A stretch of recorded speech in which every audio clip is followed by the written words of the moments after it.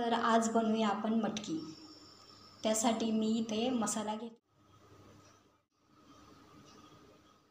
ठेवलेला आहे। त्यात तेल टाकलेलं आहे। साधारण 3 चमचे असं मी तेल टाकून घेतलेलं आहे। मसाला पूर्णपणे अशी हलवून घेऊया। मटकीमध्ये मी 1 तांब्या पाणी घातलेलं आहे। पूर्णपणे छान असं पूर्ण पाणी टाकल्याच्या नंतर पण पूर्ण हलवून घ्यायचं आहे। मी मसाले ठेवण्यासाठी छोटे छोटे भांडे वापरते, का तर पूर्ण तो मसाला खराब होऊ नये म्हणून थोडे थोडे साईडला काढून घेते लागेल तसे।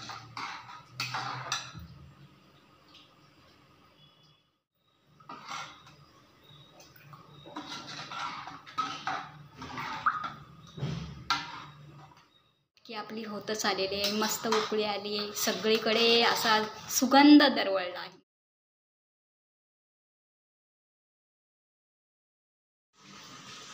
चला तर आता बनवूया आपण बाजरीची भाकरी। छान असं पीठ थोडं थोडं पाणी टाकून मस्त असं हे करून घ्यायचं। पूर्णपणे असं छान या बाजूने असं मस्त थोडंसं पाणी टाकून असं मळून घ्यायचं। खूप पाणी टाकल्यानंतर ते पूर्णपणे पीठ पिचपिच होऊन जातं। थोडं थोडं साधारण असं पाणी टाकायचं आणि सगळ्या बाजूने असं पूर्णपणे पीठ मळून घ्यायचं। पूर्ण असं सर्व असं छान असं हे करून एकजीव करून मळून घ्यायचं। पाणी पण जास्त घालायचं नाही आणि जास्त टाईट पण ठेवायचं नाही, नाहीतर भाकर थापली जात नाही। मीडियम असं हे करून छान पूर्णपणे असं व्यवस्थित करून घ्यायचं। बाजरीची भाकर खायला टेस्टी लागते ज्वारीच्या भाकरीपेक्षा, पण काहींना ज्वारीची सवय असते त्यामुळे त्यांना ज्वारी पण चालते। ज्वारी उन्हाळ्यामध्ये चांगली, बाजरी थंडीमध्ये चांगली।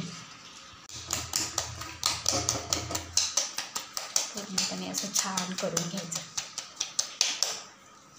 माझी आई हातावर भाकरी बनवायची, छान अशा मस्त टेस्टी भाकरी व्हायच्या।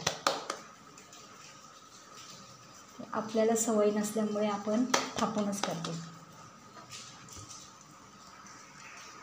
असं पीठ खाली टाकून घ्यायचं आणि त्याच्यावरती मस्त अशी भाकर टाकून घ्यायची।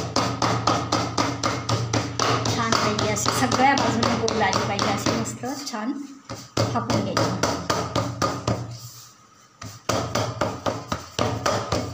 तांदळाची भाकरी खाली पीठ नाही टाकलं तरी छान होते, कारण ती पूर्णपणे पाण्यावरती होते। तसं बाजरी नाही, बाजरीला खाली पीठ लागतंच। पूर्ण अशी छान मस्त अशी करून घ्यायची। भाकर एकदम टेस्टी लागते हां, चवीला। तर अशी छान हे करून अशी तव्यावरती टाकायची। थोडं 2 मिनिटानंतर पाणी लावायचं भाकरीला।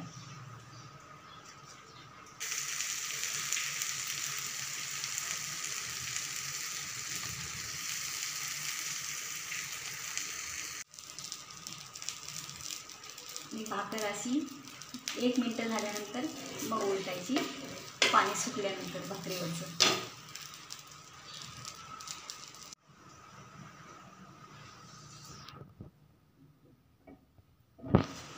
सगळ्या बाजूने छान अशी भाजून घ्यायची भाकरी। अगदी खरपूस भाजायची, म्हणजे खायला टेस्टी लागते, चवदार लागते खायला।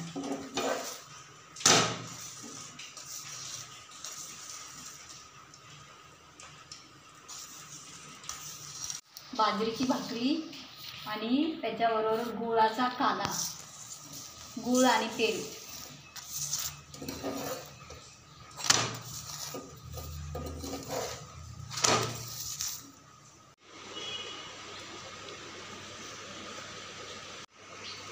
रेसिपी बनवून बघा, आवडली तर लाईक, शेअर, कमेंट आणि सबस्क्राईब करायला विसरू नका।